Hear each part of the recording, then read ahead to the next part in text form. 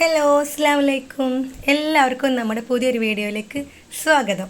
അപ്പോൾ ഇന്ന് കുറച്ച് പുളിങ്കൂരൊക്കെ ആയിട്ട് വന്നിട്ടുണ്ട് കേട്ടോ. തമ്മിൽ കണ്ട പോലെ തന്നെ നമുക്ക് ഇതായിട്ടൊരു വെറൈറ്റി ഡിഷാണ് ഉണ്ടാക്കാൻ വേണ്ടി പോകുന്നത്. വെറൈറ്റി എന്ന് പറഞ്ഞാൽ ചിലപ്പോൾ ചിലരൊക്കെ കണ്ടിട്ടുണ്ടാവും കേട്ടോ, കഴിച്ച് നോക്കിയിട്ടുള്ളവരും ഉണ്ടാവും.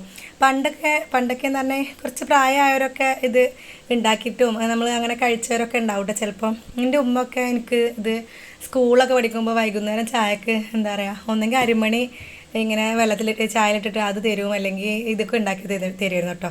നമ്മൾ എന്നും ബേക്കറി അല്ലേ, അല്ലെങ്കിൽ എന്നും വേറെ എന്തെങ്കിലുമൊക്കെ ഉണ്ടാക്കില്ലേ എന്നൊക്കെ പറഞ്ഞിട്ട് ഉമ്മ ഇതുപോലൊക്കെ ഓരോന്നൊക്കെ ചെയ്യുന്നത്. അന്നൊക്കെ ഇങ്ങനെ ഓരലല്ലേ അതിലൊക്കെ ഇടിച്ചിട്ടൊക്കെയാണ് ചെയ്തിരുന്നത്.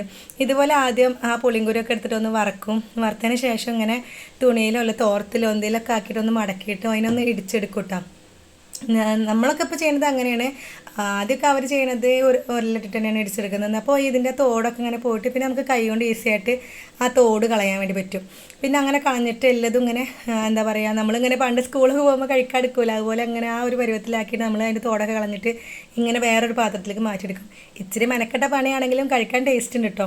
എന്നിട്ട് ഇത് തലേ ദിവസം കുതിരാൻ വേണ്ടി വെക്കാറാണ്. പക്ഷേ എനിക്ക് അതിനുള്ള ക്ഷമയും അതിനുള്ള ഒരു ടൈമൊന്നും ഇല്ലാത്ത കാരണം ഞാനിത് അപ്പോഴേക്കപ്പോഴേക്ക് ചെയ്യാമെന്ന് വിചാരിച്ചിട്ട് ഇത് ഇങ്ങനെ മാറ്റി വെച്ചതിന് ശേഷം കുക്കറിലിട്ട് വേവിച്ചെടുക്കുന്നുണ്ട് കേട്ടോ. അപ്പോൾ അത്രയ്ക്ക് അങ്ങനെ വെന്തിട്ടില്ല, പക്ഷെ എന്നാലും നല്ല വെന്ത് കിട്ടുന്നു. എന്നാലും നമുക്ക് ഒന്നും കൂടെ ഇടിച്ചിട്ടുണ്ടെങ്കിൽ ഒന്ന് പൊടിഞ്ഞ് കിട്ടുള്ളൂ. അപ്പോൾ ഞാൻ ഇടിക്കാനും ചതക്കാനൊന്നും പോയിട്ടില്ല, കാരണം ഇതിങ്ങനെ മിക്സി ഇട്ടിട്ടുണ്ടെങ്കിൽ ചിലപ്പോൾ അതിൻ്റെ ബ്ലേഡിന് ചെറിയ കംപ്ലൈൻറ്റ് വരും.